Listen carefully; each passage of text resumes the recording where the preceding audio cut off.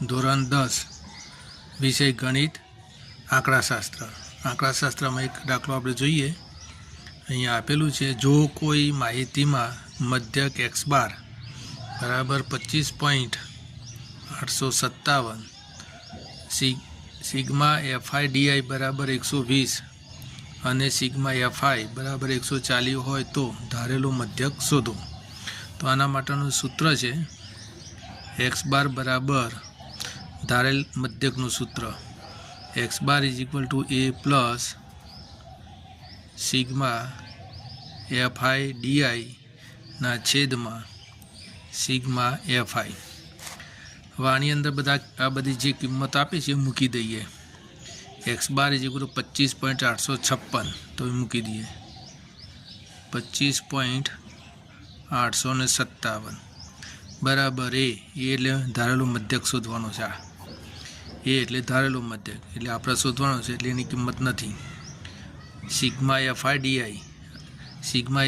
એટલે 120, આ 120 મૂકી દીધા. સિગ્મા fi એટલે 140, આ મૂકી દીધા. હવે આપણે આગળ વધીએ. માટે 25.857 બરાબર એ વત્તા આ મીંડું ઉડી ગયું. હવે વધ્યા કેટલા? 12/14. હવે 2 છેદ ઉડાડો, 2 છંગ 12, 2 સત્તા 14. હવે 6 ને તમારે કેટલા વડે ભાગવાના? 7 વડે. તો ભાગી જોઈએ.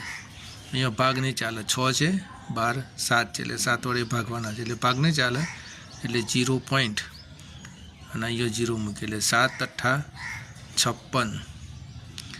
60માંથી 56 જાય તો 4, પાછો 0 ઉતારીએ એટલે કેટલા આવશે? 7 × 5 = 35, પાછા 5 વધ્યા, 0, 7 × 7 = 49. આમ આગળ ચાલ્યા કરે છે, એટલે આપણે 3 રકમ સુધી જ લઈએ, બરાબર. સરેરાશ એનો ભાગાકાર તો 25.857 એ પ્લસ 6 ને 7 વડે ભાગીએ તો સરેરાશ કિંમત કેટલી આવે? 0.857.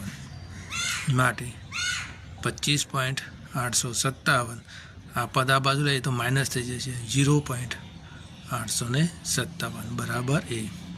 તો એ બરાબર આને બાદ બાકી કરીએ તો આ 0.857 અને આ ઉડી જશે, અરે બાદ બાકી થશે, એટલે આ શું થશે? એ બરાબર 25.